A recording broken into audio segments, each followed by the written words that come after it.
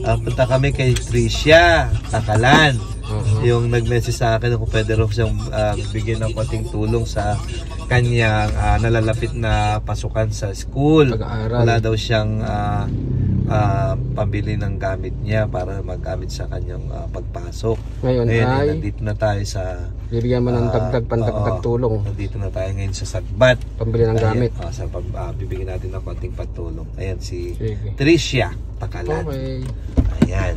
Si Tricia. Patagdag mo lang ha. Sino kasama mo? Anong grade mo na? Grade 5? Ano yan dyan? Tapos bilang yun. Kasama mo yun ha. Si ate mo. Oh, sige. Diyan lang yan dyan. Kaya paano naman kami. Diyan lang sa bahay mo na. Kasama ko yan dito. Ha? Ang mga ganang kabataan ko, Giselle, habang may buhay, may pag-asa yan. Magsikap lang silang mag-aaral, sila ay may marating din. Ikaw, ang mga karanasan mo, paano? Ayo, Pops Rex, katulad nga ng karanasan ko nung ako'y bata rin, tulad ni Tricia, no? Ako'y nakita rin sa aking tiyahin, no? Ako'y nag-aaral ng elementary. At bilang, siyempre, bilang ikaw nakikita, alam nga, hindi ka gumawa ng mga gawaing bahay. Siyempre, nakikisama. Utusan ka kung ano mong may utos sa'yo, siyempre gagawin mo. At hindi lang yun, dahil nga siyempre ang tiyahin ko naman ay sapat din lang ang kinikita, ay di ang baon ay hindi rin tayo nabibigyan kahit pa paano ng yung araw-araw na baon, kundi tayo ay nag-aaral. Saan yung lugar yung tiyahin? Sa amin, pero malaking bagay. Sa probinsya pa yan? Oo, sa probinsya pa, sa Catbalogan, Samar. Usa doon ako nakitira at doon ako nag-aaral sa Catbalogan 3 Elementary School. Ngayon ay siyempre may mga anak din yung tiyahin ko, at ang tiyahin ko talaga sobrang bait. Talagang kung baga siya ay ulirang asawa at napakabait na kapatid at tiyahin. Wala akong masasabi. Wala siyang anak. May mga anak din siya. At siyempre bilang siya ay isang teacher, ngunit bilang isang teacher ay hindi rin naman sapat ang tama din lang ang kinikita, pero bilang siyempre may katulad ko na nakikita sa kanila, siyempre yung baon ay hindi tayo na bibigyan, paminsan-minsan lang. Bilang isang bata, kailangan din natin ng baon para sa pagpasok ng school, di ba? Ngayon ang ginagawa ko, ako ay may mga kapitbahay kami na nagpapatinda ng ice candy. Ayun, so ako ay nagtitinda ng ice candy. That time ang ice candy ay benching ko lang. Benching ko lang that time. So ako ay nauubos ko yun sa paglalako ng ice candy. At doon nakakakuha ako ng baon. Nakakaipon. Then pagka walang pasok, Sabado at Linggo, ako'y nag-ice trap naman. Sa probinsya yan? Sa probinsya, ice trap. Katapos naranasan ko rin mag-shine shoes. Shine shoes. Sa sapatos. Talaga ako isa na yan dahil nga magkano binabayad naman? 5 piso. Malaki na piso that time. Pagka magagalante na, siyempre yung 5 piso na. 5 piso na yung talagang may kaya-kaya na yun. That time na yan. At doon nakakaipon din naman ako. Discarded talaga. Ay ako ano ako doon, masipag talaga ako pagdating sa pagkakitaan. Kaya hindi ko na problema yung baon. At maraming salamat doon sa tiyahin ko kasi siya ay binigyan niya kami ng masisilungan, matitirahan. Talaga pinagsikapan mo yung buhay kabataan. At yun nga, sabi ko nga tsaka bukod doon, nakita ko rin naman yung buhay ni nanay bilang isang single parent. Nakita ko yung hirap niya talaga sa buhay, sakripisyo para sa aming mga anak. Kaya bilang anak, buti na lang, salamat sa Diyos at hindi tayo napariwara, no? Hindi tayo napariwara doon sa kabila ng ang ating ang aking nanay ay malayo sa aming piling dahil nga sa paghahanap buhay at para lang kami mapag-aral. Malayo sa amin si nanay. That time ay siya ay nasa Manila na, pero kami ay nasa probinsya.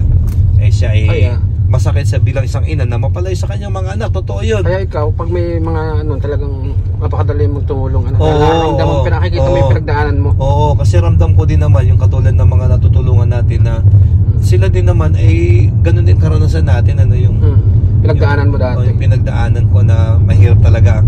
Mahirap ang buhay, mahirap ang makitira, mahirap ang magulang na talagang nag-iisa lang. Kaya sa'yo napakabilis tumulong sa mga tunay na mahirap talaga nangangailangan. Yun ang atin talaga. Kaya may buwang sa puso ko yung katulad nilang mahihirap. Baga nandoon na ano ako talaga na yung puso ko talaga nandoon eh. Sana nga lang ay sa dating mga panahon at tayo ay bigyan pa ng pagkakataon na makatulong pa ng mas marami sa katulad nilang may pangangailangan at mahihirap. Tama. Ayan. Kaya itong ating pagkakataon na tayo pinalad na manungkulan sa ating bayan bilang isang konsehal ng bayan ay ito ay sana mapalawak pa natin, lalo na ngayon ay katulad mo natutulong din sa akin at iba pang mga kakilala natin na tutulong sa national. Kaya naman kami, ako personal, kaya naman ako tumulong sa iyo at naniwala sa iyo, syempre nakikita ko yung layunin mo makatulong sa tao.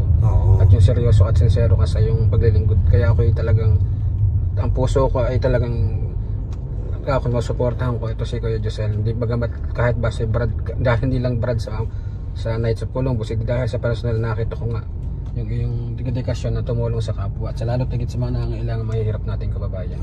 Kaya yung suporta ko ay nakuha mo talaga. Thank you, Pops. Alam mo, hindi man tayo ganun kabigat na sumuporta at napakarami nating trabaho rin. May kasabay din, lalo na nung kampanya. May kampanya ako nasyonal. Hindi diyan pagdating sa ganyan, Pops Rex, ay sa totoo lang, malawak ang ating pangunawa dyan. Hindi ligid naman sa ating kaalaman na ikaw ay talagang sumuporta na that time sa akin. Bago pa magsimula ang kampanya, tayo na ay natulungan mo na ako. At napakalaking bagay yun para tayo ay makilala. Kaya nga yung vlog ko nagkaroon pa ako ng makakapag-vlog ako, may content na ako, hindi kinatulungan ko pa, di ba? Dalawang purpose may content na ako, may iba-vlog pa kita. Para may pakilalakit sa tao na ikaw talaga ay sinceridad. Nandun yung sinceridad. So doon pa lang, napakalaking bagay na yun na natulungan mo na ako. Bagamat nitong kasagsagan ng eleksyon, naintindihan ko yun kasi kahit hindi mo sabihin at hindi ko sabihin, alam na natin ang mga dahilan kung ano. So huwag na nating elaborate yun. Nagkaintindihan na tayo doon. Ang mahalaga, tapos na yun, nanalo na tayo, ay pagpatuloy na lang natin yung magandang simulain natin na makapaglingkod ng ayos. Magkatulong-tulong kayo ng mga nanalo, ng mayor, ng vice mayor, mga konsehal na kapwa mo. Yun ang mahalaga para sa bayan ng Indang. Yun ang mahalaga ngayon.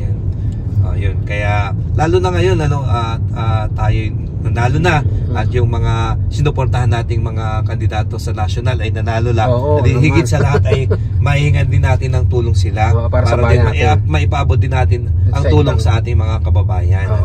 Yun ang pinakamahalaga doon. Lalo na ngayon at ang ating mayor ay talagang bagong Indang, talagang ang support na ay talagang nandyan. Talagang lahat ay may kakaroon na tayo ng bagong Indang. Napakasaya niya, napakaganda bagong Indang na. Kumbaga tayo excited na makita yung maramdaman niya natin at ng buong mamamayan ng Indang yung pagbabago sa ating bayan. Yung kapayapaan at kaunlaran. Yun. Kapayapaan, kaunlaran at yung nagkakaisang mga kakaisa kayong mga namumuno at mga mamamayan na hindi politiko kundi mga lingkod bayan na may puso't malasakit. Maraming salamat, bro Pops Rex. Kaya ngayon hanapin natin ang ating mga kaibigan sa national. Baka makikita natin doon sa Senado, Attorney Leila, Attorney Chel. Yun, makita natin sila, kukumustahin natin. Sige, tayo na. Okay, salamat Pops Rex. Sana makita natin ang ating mga pupuntahan ngayong mga nanalong senador at congressman na ating sinuportahan.